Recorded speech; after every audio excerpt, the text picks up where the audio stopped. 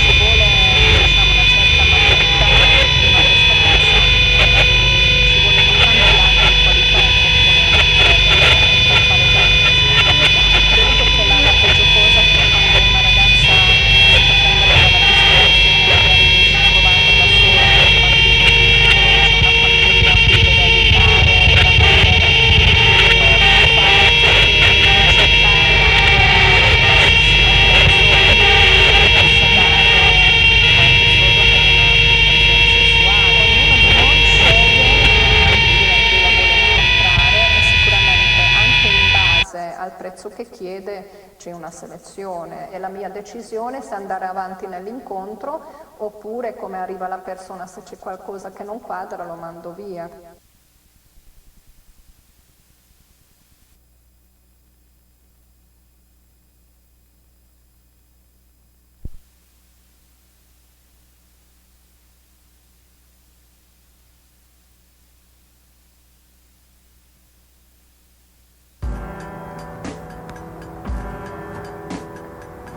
Hi. Hi. Hi Ben, nice to meet you. Nice to meet you. So how often do you do this? Usually I'll go and meet an escort about once every 2 to 4 weeks. In London it's usually about £100 an hour. So why is it that you pay for sex? For a lot of the time I struggle with women.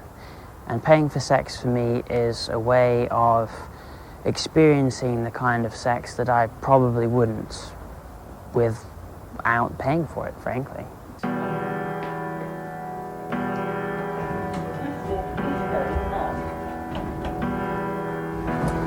So how many prostitutes have you slept with? Between 30 and 40, although I haven't kept an exact count.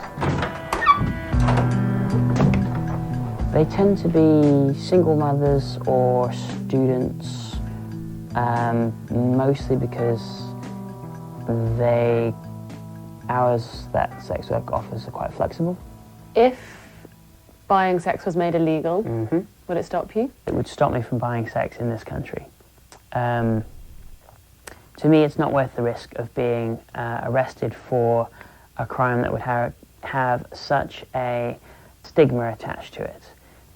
An anti-prostitution advocate would probably see that as a good thing. They would see it as working. What they don't take into account is that the fewer clients there are, the less choice there is for people who work in the sex industry. It would give them less choice in the type of customer they had, which would probably mean that they would have to take greater risks. How do you justify paying for sex? I would argue that it's no more odds than, say, people who get dressed up every Saturday night, go out, get drunk, and sleep with a stranger in a flat that they don't know, and potentially no less risky. The thing people don't understand when they talk about the morality of paying for sex is there's a huge variation inside the sex industry. Does the fact that, for example, someone who may be working in porn might have a drugs habit that compels them to keep working in porn, meaning that someone who watches that person's film is guilty? To me, it's a grey area. If you're so worried about being caught, why do it? At the moment, for me, the risk of getting caught is less than the pain of going through life without any female companionship, without any intimacy. And this is something that doesn't get talked about much by people on either side of the debate. For a lot of customers, it's not so much the orgasm that they're chasing, it's the intimacy of just being able to lie with someone in a bed for 1 or 2 hours that's absent from their regular life a lot. If you're socially awkward, if you're shy, it can literally take years to meet someone and enjoy what other people have taken for granted since they were teenagers, basically. From my perspective, if I had never paid for sex, I would have had a very lonely life. Did it empower you? Did prostitution empower you? Yeah, I felt that it did. Would you go back to it? I would do it again. I think I'm possibly a tiny bit too old and overweight for the sort of work I was doing then. But yeah, if I could go back in time, if I got in the TARDIS and went back to 2003, I would make that choice again. Well, feminist writer Andrea Dworkin, for example, she said, male dominance means that the society creates a pool of prostitutes by any means necessary so that men have what men need to stay on top, to feel big, literally, metaphorically, in every way. So she's saying that a prostitute cannot feel empowered. It is the man who is in charge.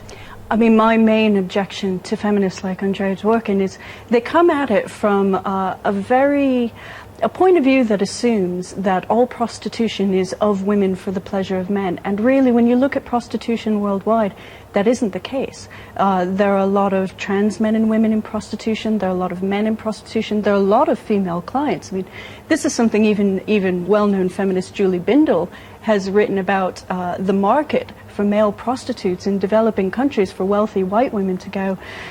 If she wants to criticize the power structure that allows this to happen, I see that as a valid criticism, but to paint it entirely as the oppression of women by men is just out of step with the reality of the business. Okay, well then from feminists to scientists, what about scientists who've taken the anti-prostitution approach based on their research, such as Melissa Farlian, an American clinical psychologist, for example?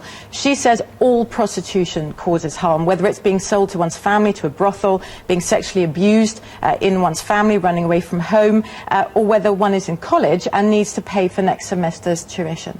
Melissa Farley has had an enormous hold over a lot of opinions to do with prostitution and a lot of policy.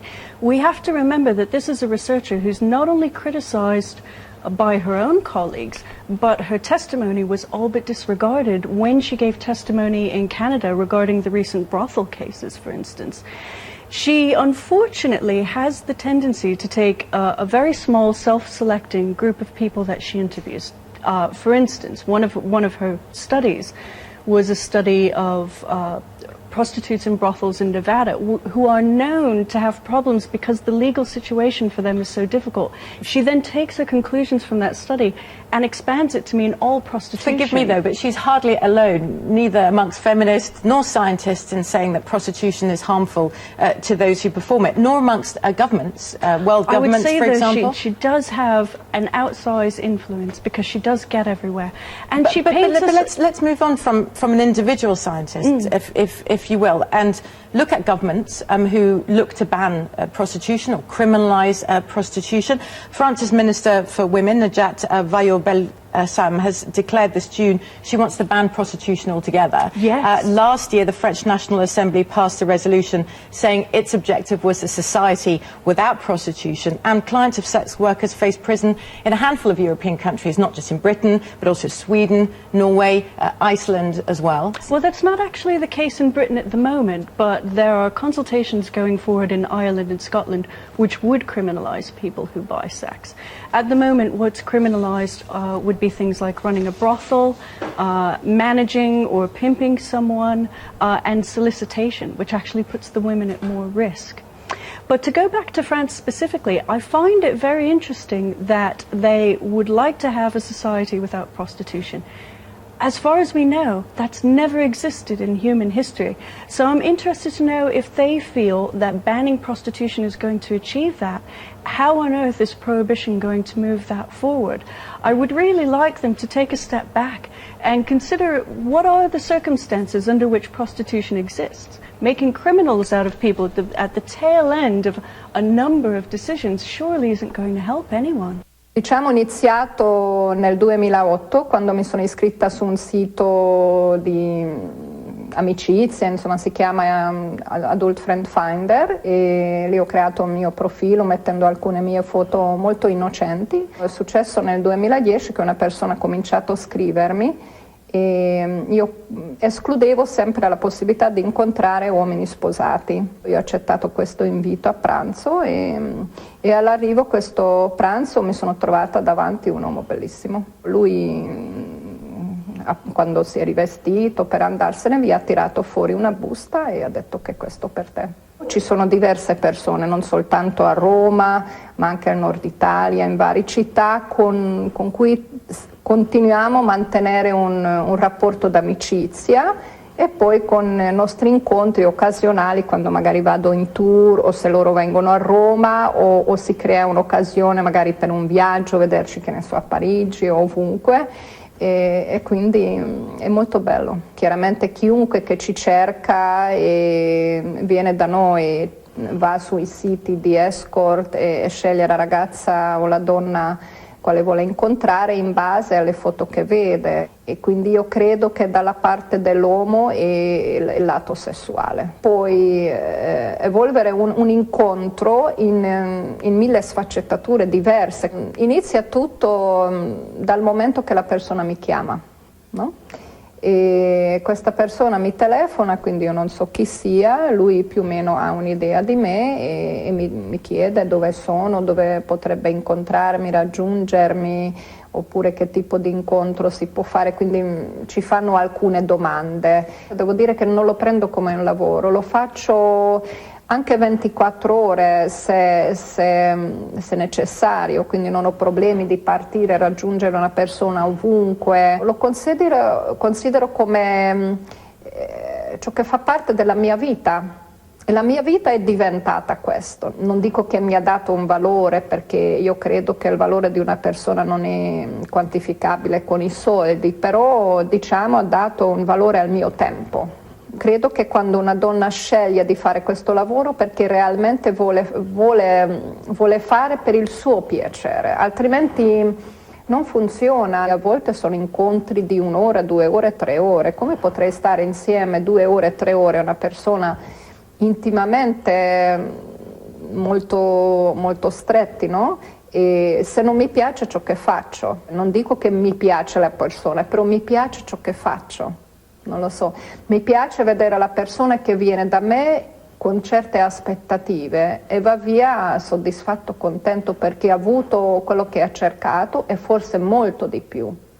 Io non cerco mai le persone, sono sempre loro a cercarmi, perché questo è così, no? La loro vita può cambiare da un giorno all'altro, mentre la mia vita è questa. E io credo che le persone che vengono da noi e dedicano il tempo, e vogliono stare 1 ora, 1 ora e mezza, 2 ore, non solo per il sesso, ma perché veramente vogliono sentirsi anche nel centro dell'attenzione di una donna. Ci si parla, ci si bacia, ci si gioca, ci si accarezza e veramente ci si entra in maniera molto più profonda tra uomo e donna. Ci vuole, diciamo, una certa maturità e una testa pensante, perché ci vogliono tanti altri qualità e componenti per fare bene questa attività. Credo che la peggio cosa che quando una ragazza si fa prendere dalla disperazione, magari si è trovata da sola con un bambino piccolo, c'è una famiglia a cui deve aiutare veramente,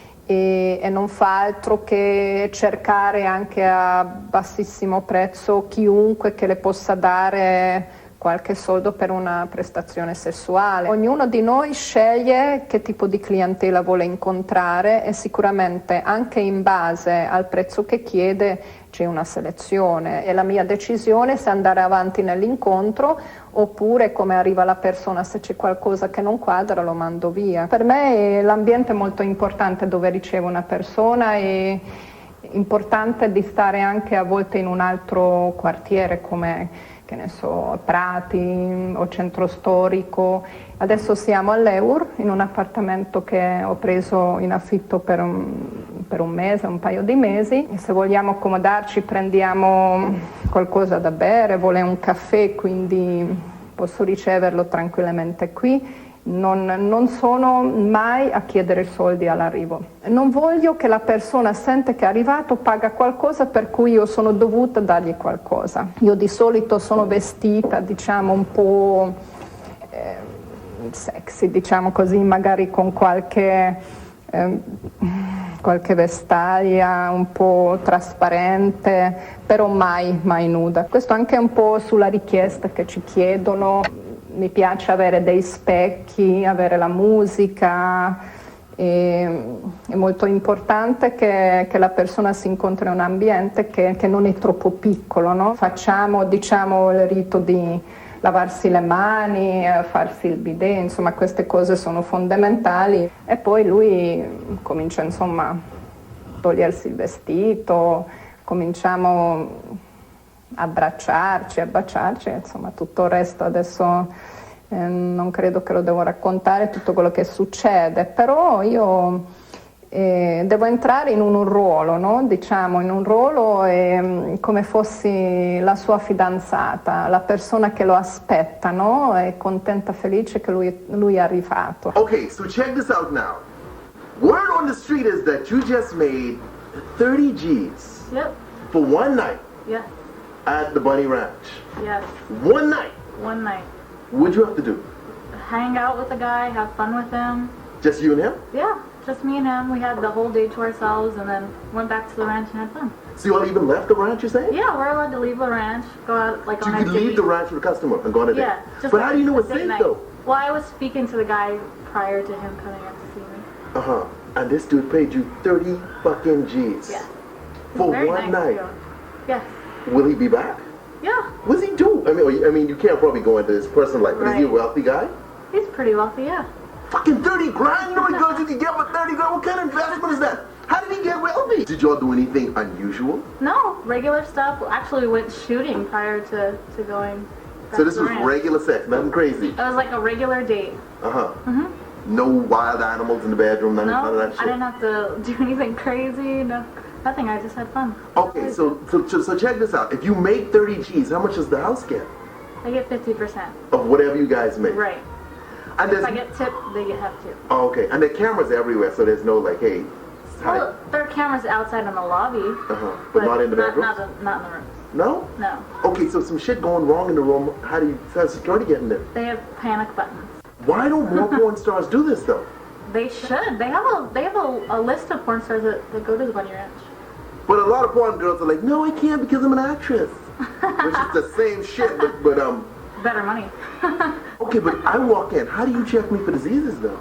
Before we even book anything, I check you. If I don't feel comfortable doing it, then I don't have to do it. Okay, when you say check me, like what you look Like at I check your package area. with a light, flashlight or something? Yeah, we get like cloths with antibacterial soap. We get that. And you wipe me down? Check you out, see if there's any bumps or any scars. Okay, are you guys allowed to do it?